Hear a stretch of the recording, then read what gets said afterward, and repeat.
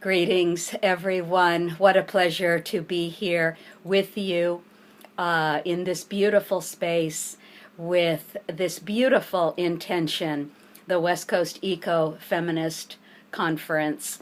I want to say a huge thank you to Julia Orr and Charlotte Cressy for their amazing work in putting this excellent event together, an event that will inspire and enliven our energy for our activism, and as we go out into the world, will change the world itself. I would like to also thank Naiad Priestess Mata, who is your attending priestess. That is her official title for this weekend. Everyone here at this space is a volunteer, and we pay no salaries. And so every staff member you see is someone who has volunteered her or his time to hold space, to keep the place for you to come and enjoy. So we are thanking Naiad Priestess Mata for being the primary person this weekend, for holding that center for you, the West Coast Eco-Feminist Conference community. We'd also like to thank Naiad Priestess Amina, who is the Sunday Services facilitator for this weekend, and thank her for her amazing spiritual work. Both of these women, Mata and Amina, are in such devotion and give so much. So if you see them in the hallway sometime, please give them a big thank you and a hug for everything they have done. They are women who, this temple, it could not run without them. That is the truth. I would also like to thank you, the conference attendees. We believe here at the temple that people who bring their energy here are people who gift us with that energy, because we believe that energy flows out from you and then literally in the coming days and weeks and months sticks to the walls. So your heart, your love for animals, for the land, it literally imbues this place with something magical and special, and that is our belief. So I ask you to take a moment to do something that you probably don't really do very often, if ever. You know, every day you get up, you brush your teeth, you get dressed, and you go about your day. And that day probably includes a lot of activism for the planet, for animals, for the land, for Mother Earth, for humanity. And so I would invite you to look at the fact that you are the visionaries of this day. Think about the visionaries who we honor from the past, 100 years ago, 200 years ago, 500 years ago, 2,000 years ago. You know, these are the people whose faces are on stamps. And I suggest that it is your face that may be on a stamp sometime in the future. And just as the people of a bygone era, who were the activists of their era, just as they never thought about the credit or the being on a stamp or being recognized, so you do not think of that. You just, like they did, you know, get up and do your work every day. But you will be honored in times to come. I believe it was the great anthropologist Margaret Mead who said, let me see if I can quote this exactly, "Never doubt that a small, committed group of people can change the world. Indeed, it is the only thing that ever has." I love that quote. It is the only thing that ever has, a small committed group of people changing the world. A great friend of mine and a most wonderful, brilliant scholar on matriarchal studies, Heide Abendroth-Gettner, a German woman who lives in Germany and has visited the temple. The last time she visited and taught here, we were talking about the size of the turnout for her brilliant lecture. And she said very calmly to me, Ava, in her beautiful German accent, she said, Ava, the avant-garde is always a tiny, tiny minority leading the way. And the great inspiring leader Simon Sinek, if you have not seen his TED Talk, look it up on YouTube. Just type in Simon Sinek, S-I-N-E-K, and TED Talk, and it's gotten, like 20 million hits. It's really quite brilliant. He's quite a wonderful person. And although he is talking mostly about products that we buy, he does mention about ideas and how people like you are the early adopters of an idea. And your vision, your ability to see what's needed or what's going to work or what's new and what's very old and needs to come back. You are the early adopter for humanity. And the rest of humanity who is not as visionary, is kind of dragged kicking and screaming along, but, eventually it does become mainstream. So to be the people who see what needs to happen before the concept is mainstream is quite an amazing thing. So I honor you, and I ask you to take a moment to do that thing that I'm pretty sure you don't do that often, and that is to just close your eyes for just a moment and honor yourself. Honor yourself for being this kind of person, for deciding to come to the planet and do this kind of work, because it is so what we all need.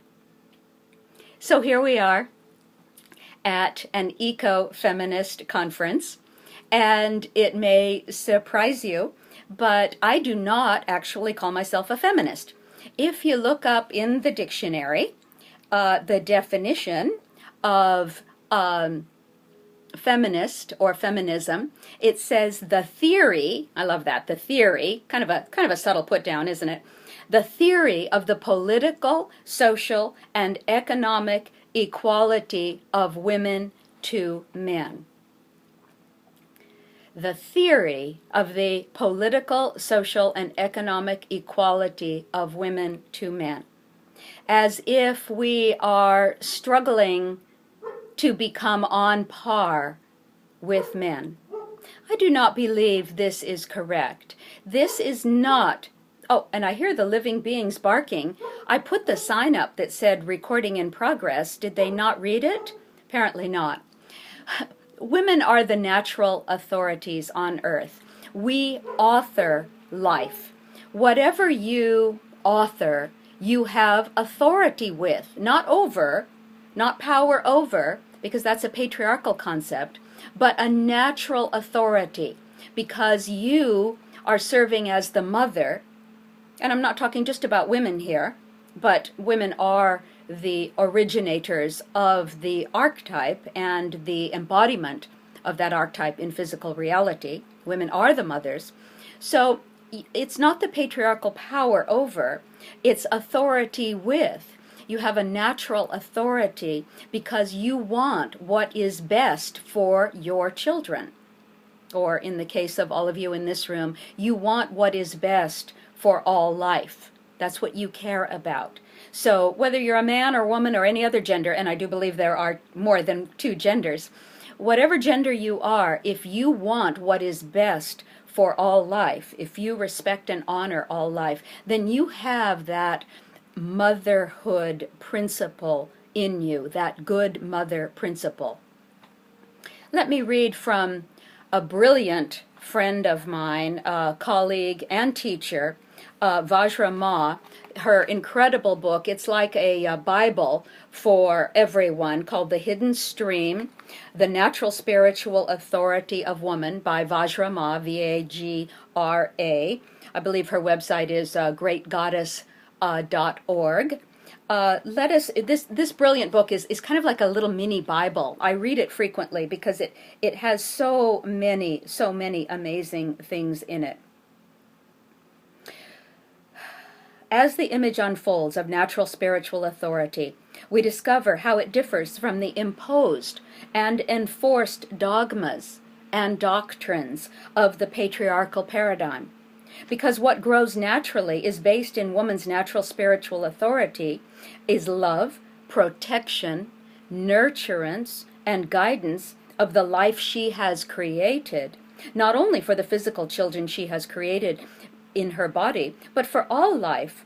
For her own motherhood is embedded in a vaster motherhood of earth and the cosmic womb.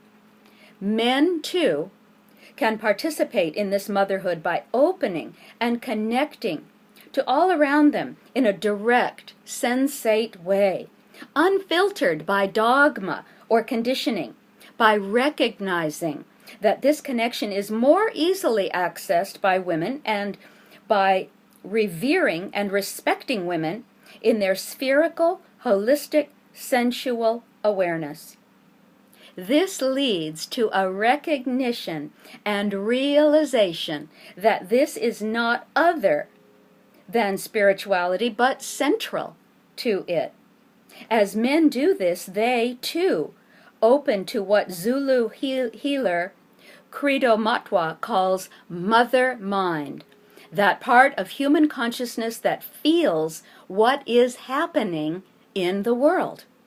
When we look at reality, the world around us, we see that what authors life has authority in relation to that life. And this authority is inseparable from responsibility. Authority exists in relation to, not by might or force over.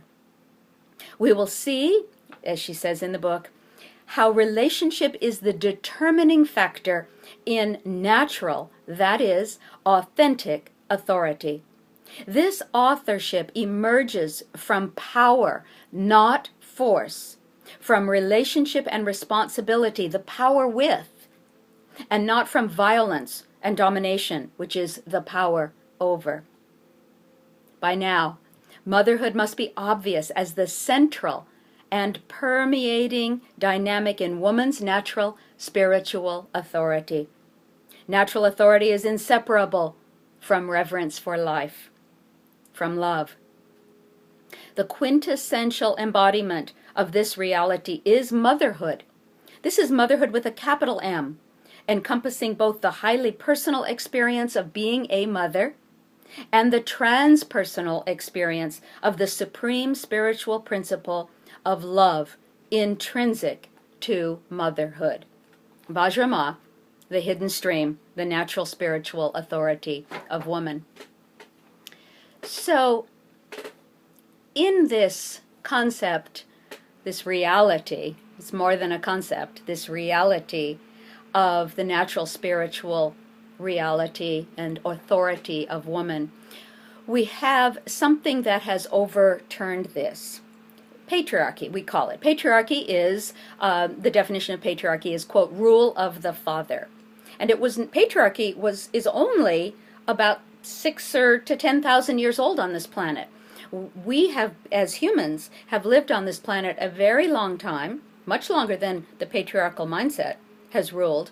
And so patriarchy, this dominator mindset, this control over mindset, is only a few thousand years old. Most people think, well, that's just the way human beings are. We're all just violent, we're at war. It's just always going to be war and poverty. And no, it has not always been that way on this planet.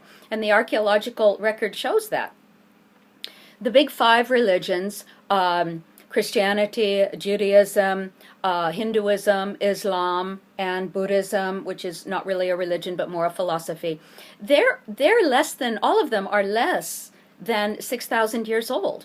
Before that, everywhere on the planet, everywhere, was goddess culture, matriarchies, which is not patriarchy in reverse. It does not mean woman dominating man in the same way. A matriarchy, the shortest and easiest way to explain it is the good mother wants only good for all her children. In a good matriarchy, a good mother would not, there would be no 1%. There would be not 99% of the people struggling and 1% having far, far too much. That would not happen in a matriarchy because it is insanity. It is crazy. It does not make any sense. The good mother wants only good for all her children and would dispense things more or less equally so that all can share in the good. The Dalai Lama said that it is the Western woman who will save the world. And I love the Dalai Lama. He is an amazing being bringing peace and beauty to our planet. I honor him in every way. The Western woman has had a couple hundred years to save the world, and she has not actually done so yet. I believe it is the queen in woman who will save the world. And if you go back in the archaeological record, you will see that at one time all women were seen as good queens leading humanity. And I always say, when the goddess got thrown out of religion, the queen got thrown out of woman. And at one time, thousands of years ago, and we know this goes back in the archaeological record many thousands of years ago, because we have goddess sculptures dug up all over the world, in almost every culture, all over the world. And one of the oldest we know of, which is at least 250,000 years old, if not older. There's some debate. Some people say it's 800,000 years old, but everyone agrees that it's at least 250,000 years old, is the Acheulean goddess found in the Golan Heights just a few years ago. And this is a goddess statue, and it's very rough. It fits in your palm. And so we know that goddess was, everyone on the planet saw divinity as the Great Mother. And this is a very different view from a Great Father, which is, as we have seen for the last few thousand years, more punitive, more angry, more vengeful. I believe that women must lead again, not out of ego or, personal aggrandizement, but simply for the good of humanity. Men have about 10 times the amount of testosterone that women have. This is natural and good, nothing wrong with this. This is the way Goddess made them, and we have a great appreciation for men. Men are holy, men are sacred, men are divine. But men must not lead the planet alone without the benefit of woman. Men have about 10 times the testosterone that woman has. Interestingly, when men are in groups, something very amazing happens when it's all men in groups, such as the men who form the bodies that lead this country, men who form the bodies that lead war.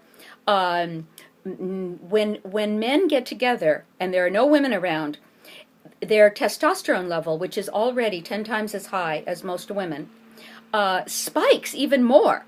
There's some hormonal thing that happens that increases the overall testosterone of the group even more than what it normally is.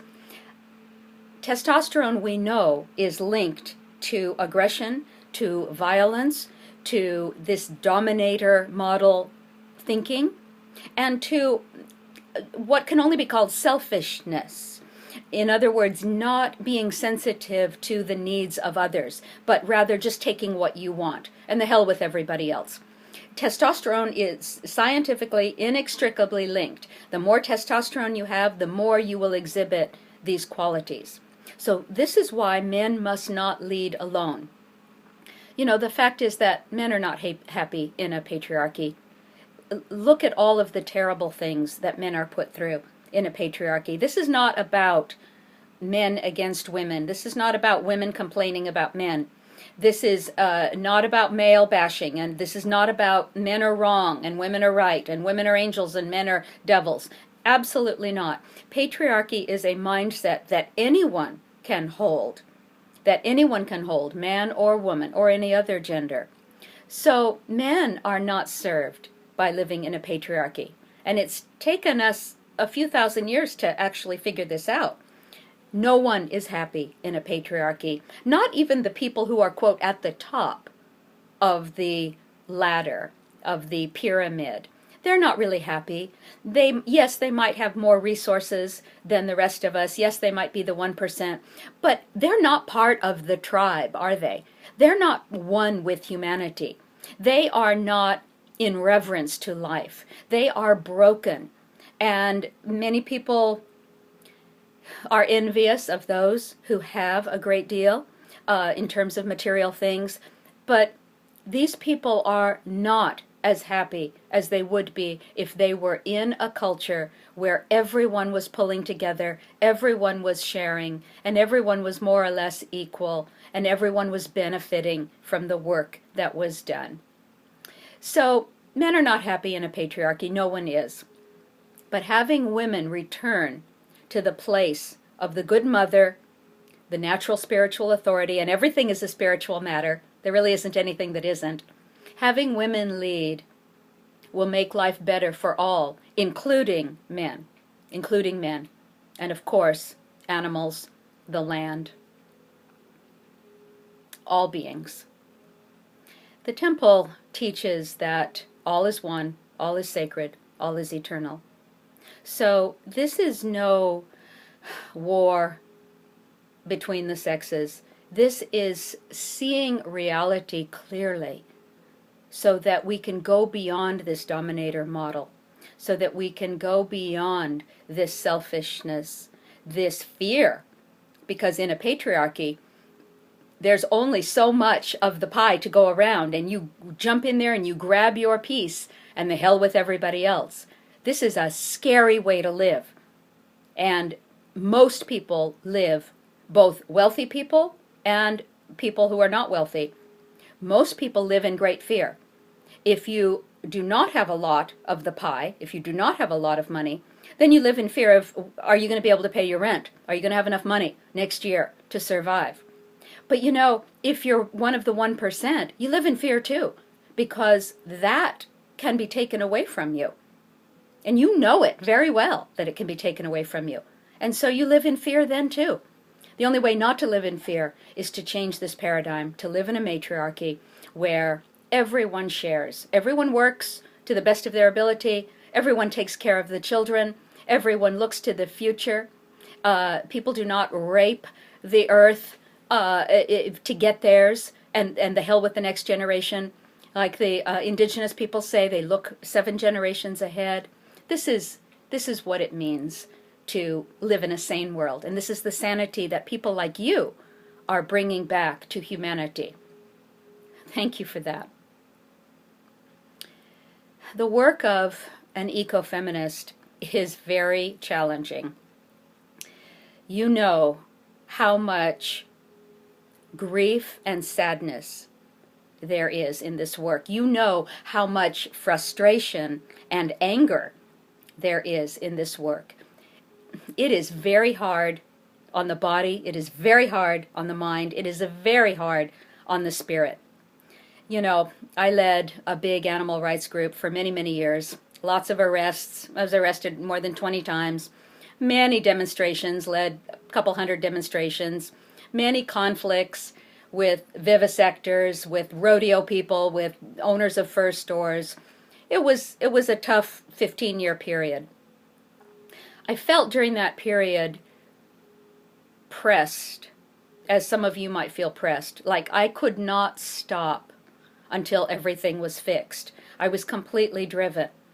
And I did not take care of myself. And I burned out. After, it was almost 15 years, I burned out. And I dropped out for a year. And in that year, I literally could not move. I literally just laid on the couch and zoned out and watched TV and, meditated and slept, and I couldn't move. I was completely broken. during this time, some things came to me. I saw that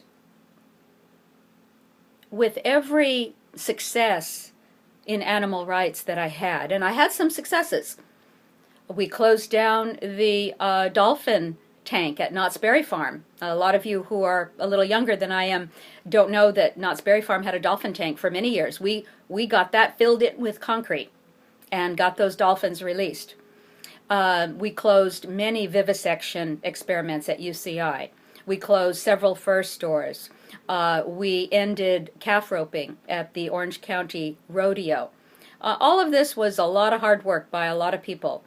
But in this year where I burned out, I saw that even though we had some successes, it was as if I was cutting out a little piece of cancer from a body. And I'd cut out this little piece of cancer. Yes, that one would be gone. Yes, we succeeded with that. But then another thing would arise. The thing would not be finished. The thing was not accomplished. Peace and justice was not here. And I started to see that animal abuse was part of an overall system of this patriarchal thinking, this power over.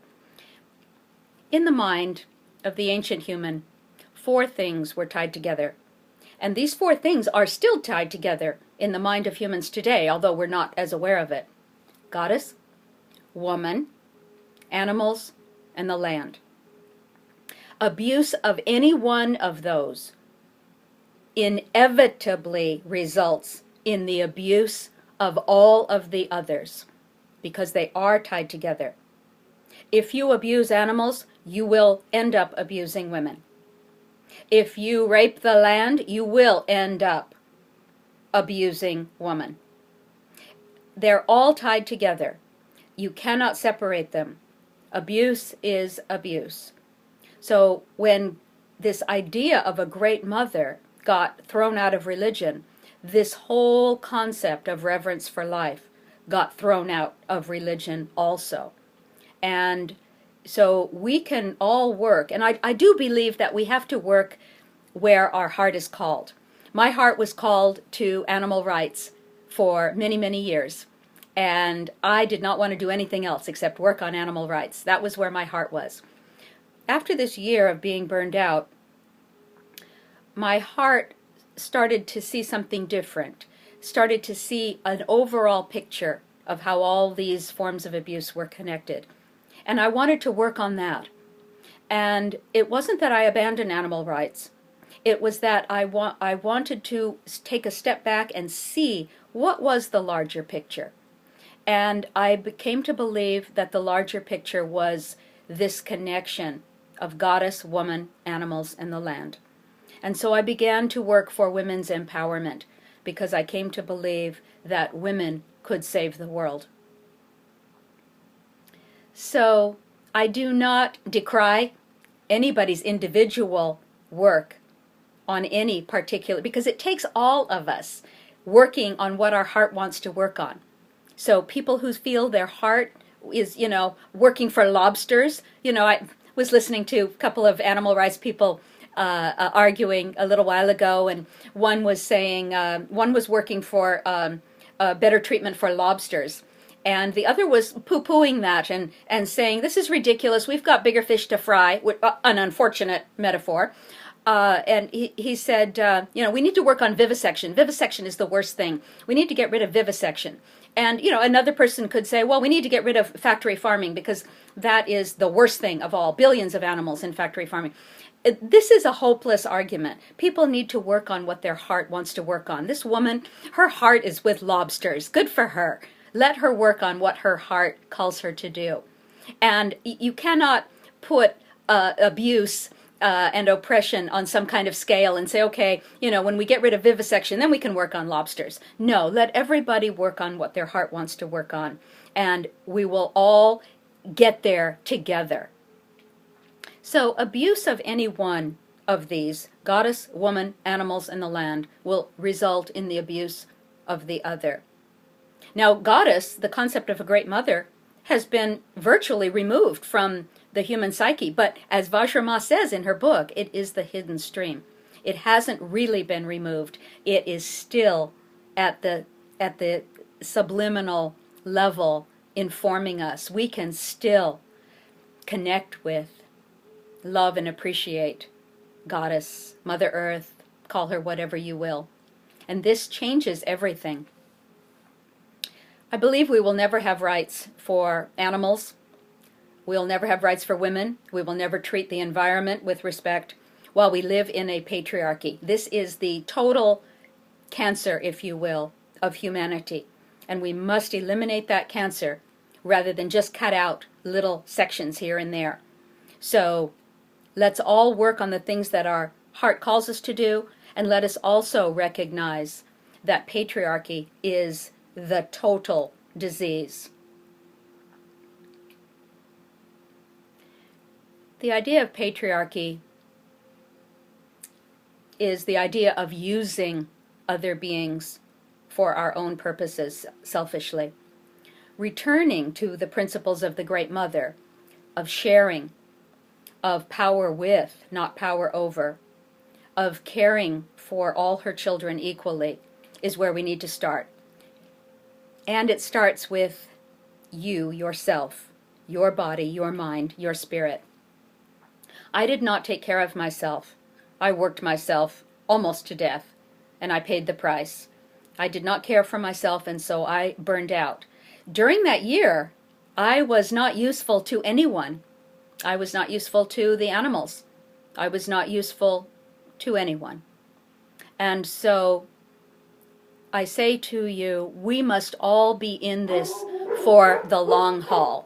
There go my guardians again. We must all be in this for the long haul. This situation is not likely to totally change in our lifetimes. We have to see far into the future the change that we are seeding now for generations to come. And I love my dogs. That sounds like Lolly. Lolly is a great being, very protective. I don't know what I'd do without her. She is the guardian of this household.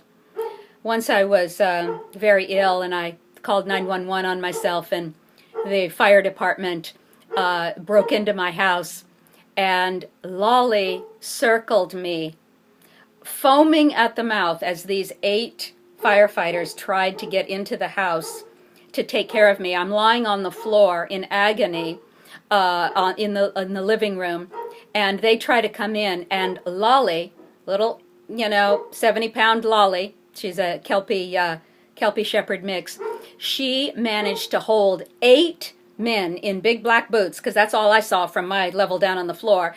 She held 8 men at bay for half an hour, all by herself. Amazing being. Thank you, Lolly.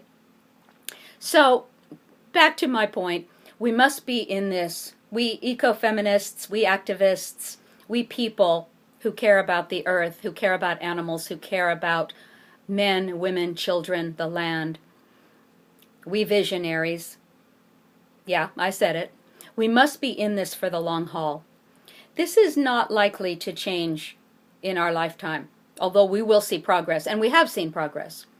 We have to see far into the future the change that we are seeding now for generations to come. This work is very hard. Make no mistake, you know it's hard. So every day I make the suggestion that you gather your strength from Mother Earth, from the animals, from other feminists, women, men, other genders. From Mother Earth, take the energy, the prana, the life force, hado, nayama, shakti, it's called by many names. Take the energy from Mother Earth that she is offering you. Air, fire, water, and earth. When you breathe consciously, make this a practice before you get out of bed every morning. The night before, put a glass of water covered, protected by your bedside. Before you do anything, when you wake up and it's a new day, breathe the air. It's Mother Earth's sweet breath, and she's giving it to you. Breathe it in and feel that oxygen enlivening you and vivifying you. And then notice that the sun is shining. Maybe you can't see it from your bed. You don't have to. You feel the light coming in. Connect with the sun and feel those sparkling sequins of light and energy, those photons entering your body and strengthening you. And then sit up and take your glass of water and drink it down. Bless yourself with this nourishment of Mother Earth, her water. And then put your feet on the floor and open up the chakras in the bottoms of your feet and let her earth energy come up and strengthen your body. Use the elements. These are the things that will give you power to help you not burn out.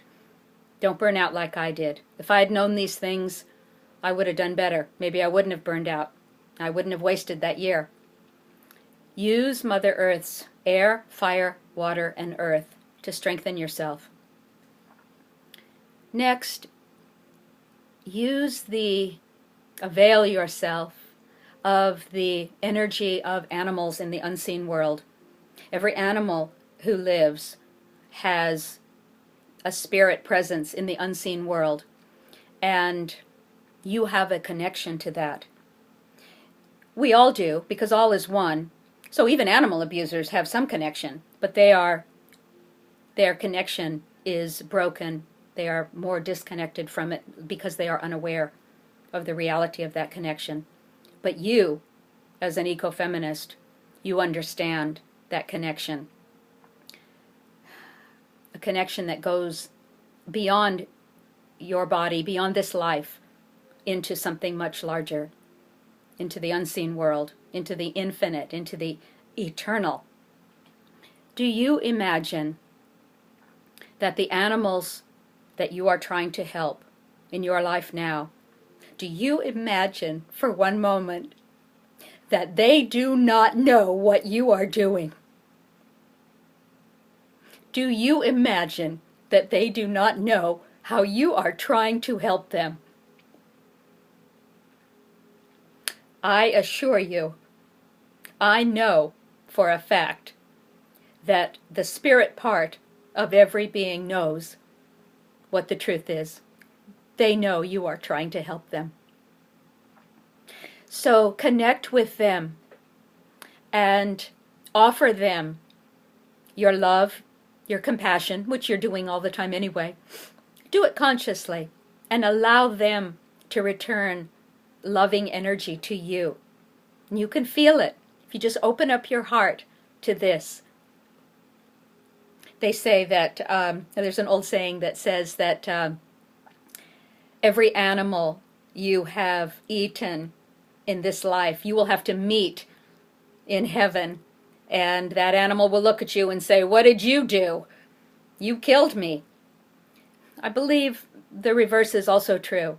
I believe every being you try to help, whether you work for lobsters or chickens or cows or animals in vivisection laboratories or whatever you are doing, I believe those animals will meet you on the other side in the spirit world, and you will bow to each other, and you will say thank you to one another. So do it now. Take that energy, that beautiful, loving energy, take it now.